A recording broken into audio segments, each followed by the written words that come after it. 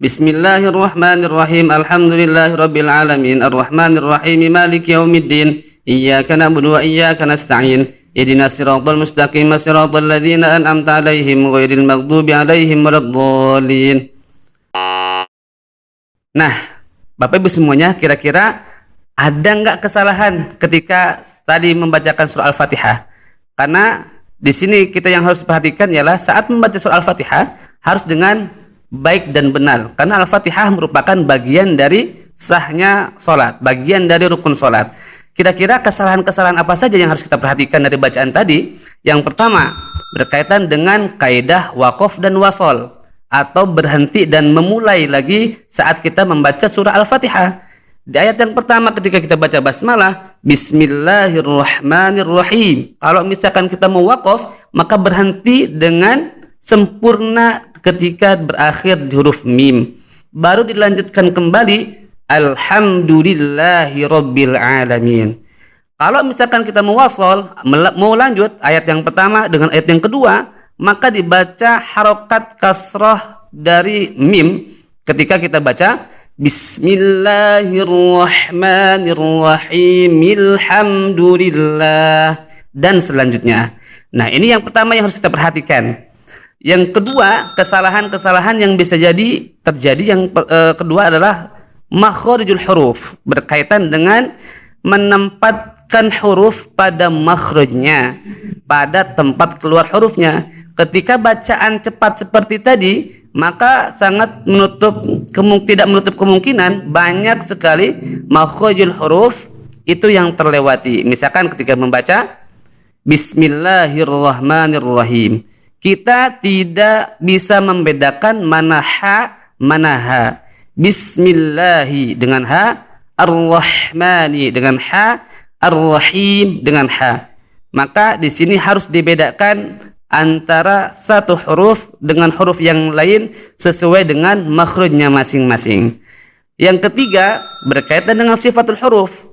Maka di sini pun harus ditunaikan hak-hak hurufnya.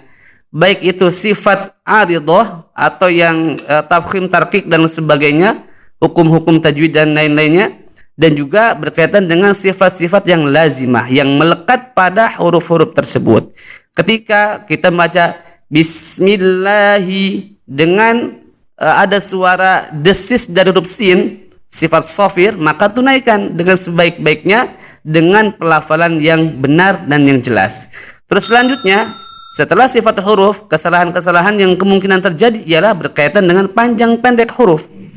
Nah, di sini yang perlu perhatikan ketika kita membaca, contoh Iyyaka na'budu wa iyyaka nasta'in. Di situ selain daripada biasanya kesalahan yang terjadi tidak mentasydidkan huruf ya-nya, dan juga bisa jadi kelebihan panjang di iyyaka, cukup harokat saja, dan na'budu wa iyyaka nasta'in di situ tidak ada mad, maka dipastikan jangan dibaca panjang menjadi na'budu, tapi iyyaka na'budu wa iyyaka nasta'in.